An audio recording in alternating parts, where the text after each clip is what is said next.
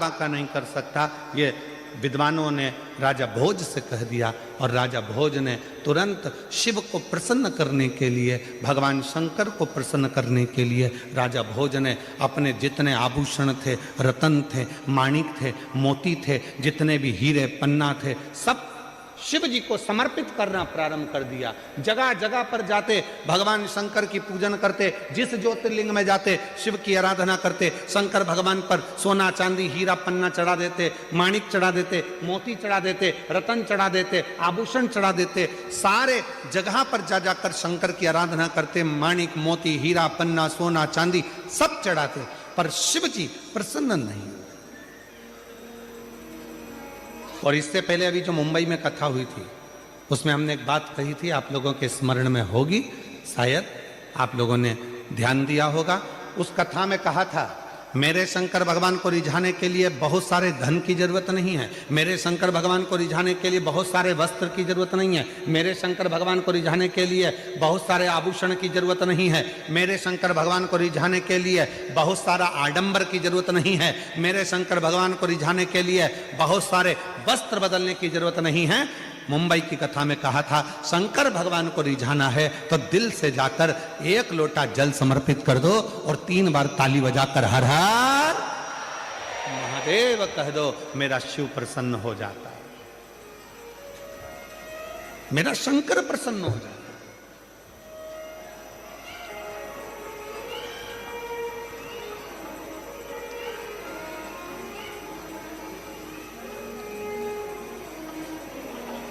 और महादेव नमन चरणों में, महादेव नमन चरणों में, स्वीकार कीजिए सबका किया है, मेरा भी उद्धार कीजिए, उद्धार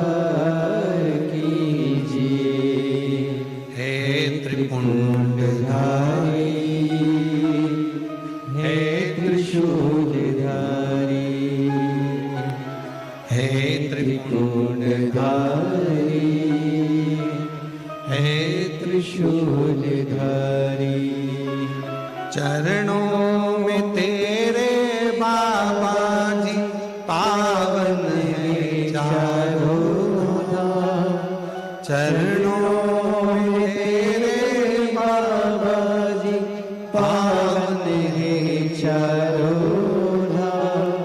तेरी देव करते वंदना, पूजे सीताराम, तेरी देव करते वंदना, पूजे सीताराम, हो जाए पूरी कामना, हो जाए पूरी कामना, उपकार कीजिए सबका किया है, मेरा भी उद्धार कीजिए, उद्धार कीजिए, हे त्रिपुंडधारी, हे त्रिशूलधारी, हे त्रिपुंडधारी,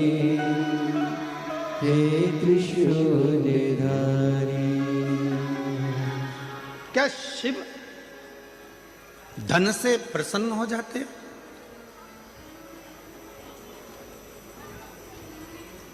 क्या शंकर भगवान वैभव से प्रसन्न हो जाते हैं?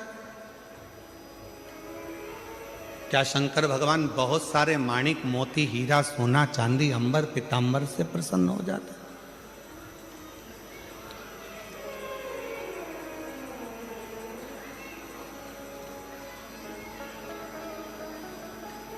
उनकी प्रसन्नता किस चीज से? हमारे सूरत वाले सोमानी जी बैठे हैं, जिनका कपड़ों का यहाँ काम है, प्रणाम। ये सूरत से इन्होंने कई बार पहले सीहोर में कुबरेश्वर धाम में आकर कथा के कम से कम इन्होंने 3-4 कथा अपने सीहोर में कराई। एक बार उनके लिए भी जोरदार ताली बजा। बहुत सारी। तो एक बार हमने बाती बात में इनसे पूछ लिया था कि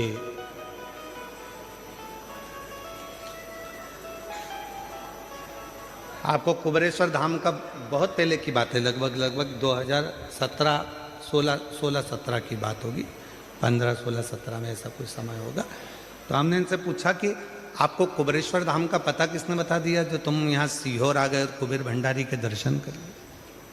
15-16 की बात होगी, 2015-16। तो सोमानी जी कहते हैं कि गुरुजी हम तो इधर से निकल रहे थे, हम उज्जैन दर्शन करें महाकाल बाबा के, और यहाँ से हम कहीं दूसरे मार्ग इन्होंने बताया था वहाँ जा रहे थे।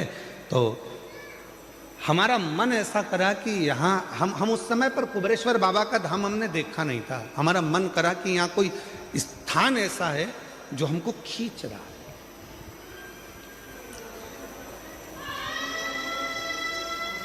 तो हम अपनी गाड़ी को वापस मोड़े, ड्राइवर से कहा कि लेकर चलो। यहाँ पहुँचे। उस समय पर सोमानी जी जब आए थे तो हम धाम पर एक टूटी हुई खाट थी, कहे सोमानी जी, टूटी हुई पलंग थी, एक खटिया रस्सी से बुनी हुई थी, उसका 3 पाया था, एक पाए में ईंट फंसी हुई थी, एक के ऊपर एक ईंट रखी हुई थी और 3 पाए उसके थे, उस पर हम बैठे हुए। ये आए, हमने पूछा क्यों, कहाँ से आए? तो कहा हम गुजरात सूरत से। हमने कहा तुम यहाँ अंदर कैसे आ गई वीराने में, ये तो सब पेड़ पौधे जंगल है, अंदर आने का रास्ता भी है। कहा बस ऐसा लगा कि अंदर कुछ है, आए। छोटा सा झोपड़ा था ये। उस दिन 1 दिन रुके, 2 दिन रुके, 3 दिन रुके। 3 दिन बाबा की खूब कंकर संकर सेवा करी और चले गए। चौथी बार आए तो ना जाने 4-5 गाड़ी भर के आ गए। फिर आए तो हमने फिर पूछा कि ऐसा क्या मिलता है तुमको कुबेरेश्वर धाम आने पर? तो कहा यहाँ आने वाला व्यक्ति कभी खाली नहीं रहता, जितनी बार आता है उतनी बार लेकर जाता है। ये हम कहें आपको सोमानी जी, केवल एक कुबेरेश्वर धाम ही नहीं, इस व्यासपीठ पे कथा करते करते करते करते 30 साल से ऊपर हो गया, पर ध्यान लगाया है इस कथा में। जो कथा के मंडप में आकर बैठता है, शिव महापुराण की कथा के पन्ना 7 दिन के लिए हरिओम में ओम समाया है और मेरा भोला सूरत में आया। केवल 7 दिन के लिए आया है। इतने दिव्य दिव्य बड़े बड़े आयोजन को कराना कोई सरल नहीं होता है। वो तो इनके भी बस का नहीं। आपके 1 लोटे जल का जब बल बढ़ता है तब शंकर भगवान इन सबको प्रेरणा देकर ये शिव पुराण की कथा करवा लेगा।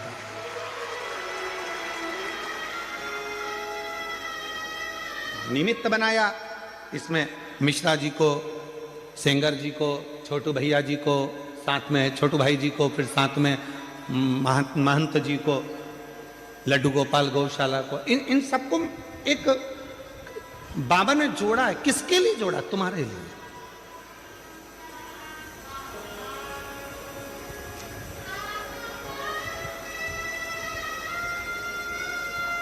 बहुत सारे काम होंगे तुम्हारे घर में, बहुत सारे फैलारे पड़े होंगे तुम्हारे घर में, काम करने के लिए पूरी जिंदगी पड़ी हुई है। पर घर के लोगों को भी कह देना, अपने रिश्तेदारों को भी फोन करके कह देना, आजा, ये मौका नहीं मिलेगा। उसके दरवाजे पर बैठकर उसको अपने दिल की बात कहकर खाली झोली को भरने का ये मौका मिला है। उम्मीद है मेरा बाबा मुझे खाली नहीं भेजा। ये दुनिया की दृष्टि में केवल कथा। लोगों को लगता है कि ये केवल कथा चल रही है, कथा हो रही है, कथा सुनना है। कथा होती ही नहीं है। कथा है ही नहीं। यहां तो एक जितने यहां भक्त आते हैं वो अपने पिता से अपने दिल की बात, जिस समय पर 2 मिनट के लिए श्री शिवाय नमस्तुभ्यम होता है, बाबा सब दुख काटो म्हारा जब बोला जाता है, और कुछ देर के लिए जब मौन हो जाया जाता है, उस समय पर ये आत्मा परमात्मा से अपने दिल के दुखड़ों को कहती है। और मेरा शिव उस स्थान पर बैठकर जब इतने करोड़ मंत्र, आप लाखों की संख्या में आए, कैमरे की निगाह में यहां से लेकर आखिरी तक भी कैच नहीं हो पा रहे, और इतने बड़े बड़े 3 बड़े बड़े पंडाल, लगभग इन पंडालों को एक के पीछे एक लगाया जाए तो शायद 3-4 किलोमीटर तक चले जाओ, इतना लंबा पंडाल है ये सूरत का। यदि एक के पीछे एक पंडालों को लगाया जाए तो इतना बड़ा पंडाल, आप लाखों की संख्या में आए, और इतने सारे लाखों भक्त एक साथ बैठकर जब श्री शिवाय नमस्तुभ्यम कहते हैं, मंत्र का जाप करते हैं, करोड़ों मंत्र आपस में टकराकर विभिन्न होते हैं, और उन मंत्रों को जब हम उच्चारण करते हैं, बोलते हैं, वो मंत्र हमारी श्वासों में 3.5 करोड़ रोम छिद्र ये मनुष्य के शरीर में है, और इन 3.5 करोड़ रोम छिद्र में ये भगवान शंकर का नाम समाहित हो जाता है। और जब हम कुछ कहते हैं तो शिव उसको स्वीकार कर कर हमारी झोलियां खुशियों से भरकर चला जाता है। ये शिव क्या मिलेगा शिवपुराण में जाने से, क्या प्राप्त होगा शिवपुराण में जाने से, क्या देंगे शिवपुराण में? जाकर देखो, बैठ कर देखो, जो मिला उनसे पूछ कर देखो कि मेरा बाबा कभी खाली नहीं भेजता, कभी नहीं। क्या देखा?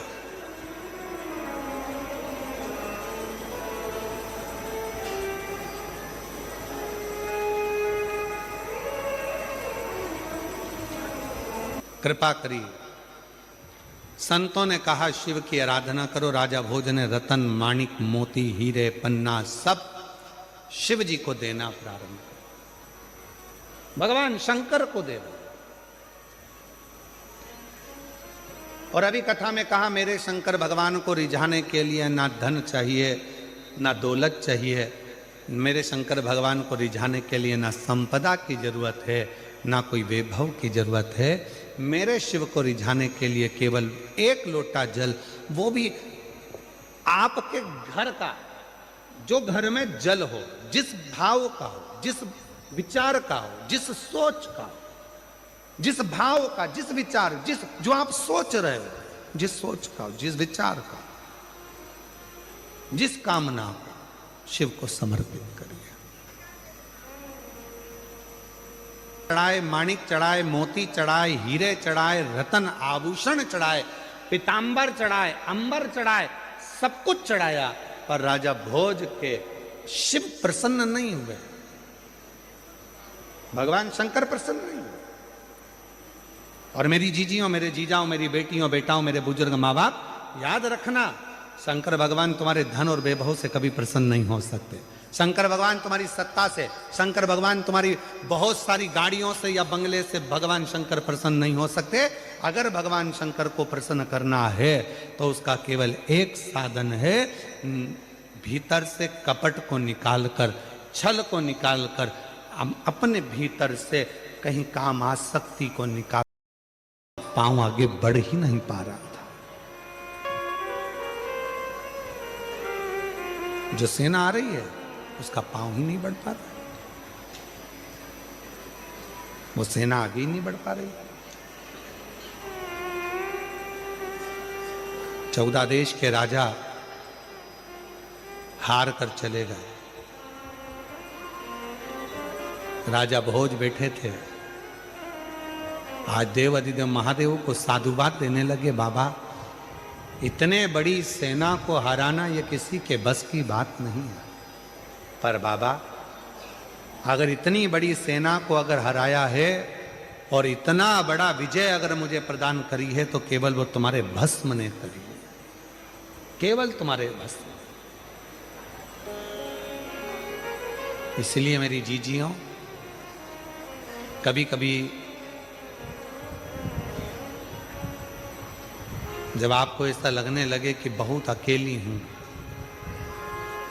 सबने साथ छोड़ दिया, कोई मेरा साथ नहीं देता, परिवार, नाते, रिश्ते, कुटुंब, कबीले सब मुझे छोड़ दिए।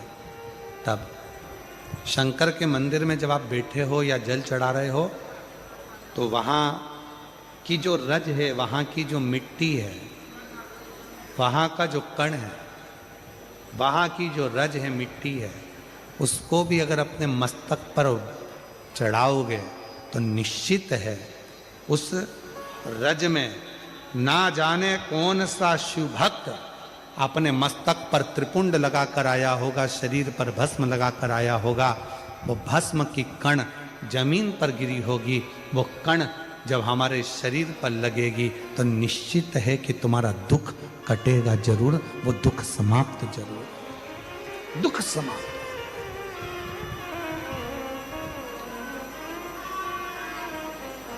वो भस्म चपटी भभूत में है खजाना, जो तन पर भस्म चढ़ रही है। भगवान हुआ क्या, शिव महापुराण में महत्तम में वर्णन आता है, एक देवराज नामक का ब्राह्मण जो कभी ब्राह्मण कुल में रहने के बाद भी ब्राह्मण कर्म नहीं कर पाया, जिसने कभी ना वेद पढ़ा, ना शास्त्र पढ़ा, ना कोई क्रम करा, ना कोई पाठ पूजन करी, ना कभी शंकर के मंदिर में गया, फिर भी वो देवराज मरा तो उसको लेने के लिए देवाधिदेव महादेव आ गए और नंदी पर बिठाकर लेकर गए।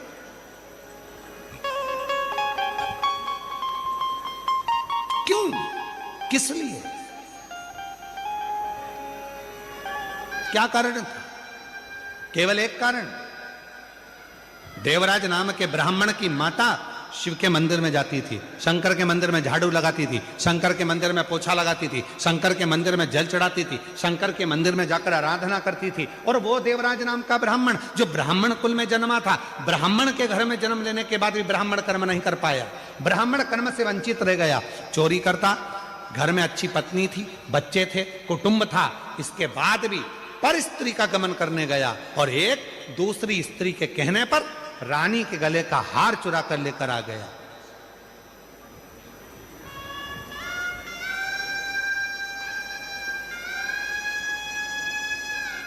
और वो हार जो रानी के गले का चुरा कर लाया, दूध पीछे पड़े, शरीर में ताप पड़ने लगा, बुखार आने लगा, कहां जाऊं? शंकर का एक टूटा सा मंदिर था, शिवालय था, उसमें जाकर छुप कर बैठ गया। दूत ढूंढते रहे, वो शिवालय में बैठा हुआ है और कांप रहा है और उसी शिवालय में शिव महापुराण की कथा चल रही थी। कथा उसके कानों में पड़ी, जैसे ही महादेव का नाम लिया गया, हर हर महादेव कहा गया, बोलते से देवराज के सिर में दर्द हो रहा था, बाहर निकल गया, बेलपत्र के वृक्ष की छांव में, बेलपत्र के वृक्ष की छांव में उसने अपने प्राणों को त्याग दिए। और जैसे ही प्राण त्यागे, मेरे वो घरदानी उसको नंदी पर बिठाकर ले जा रहे हैं। देवराज ने प्रश्न कर दिया कि मेरे जैसा पापी जिसने ना कभी भजन करा, ना संकीर्तन करा, ना कीर्तन करा, ना मंदिर में जल चढ़ाया, ना कभी मंदिर में दीप जलाया, ना कभी मंदिर में आराधना करी, ना मंदिर में कभी साधना करी, ना मैंने कोई मंत्र पढ़ा, ना वेद पढ़ा, ना शास्त्र पढ़ा, और मेरे जैसे पापी का उद्धार आपने कर दिया, ऐसा मैंने करा क्या? तब भगवान देवाधिदेव महादेव ने डमरू का नाद कर कर कहा, देवराज तूने कुछ नहीं करा, पर तेरी माता मंदिर जाती थी, जल चढ़ाती थी, और जब घर आती थी उसके शरीर में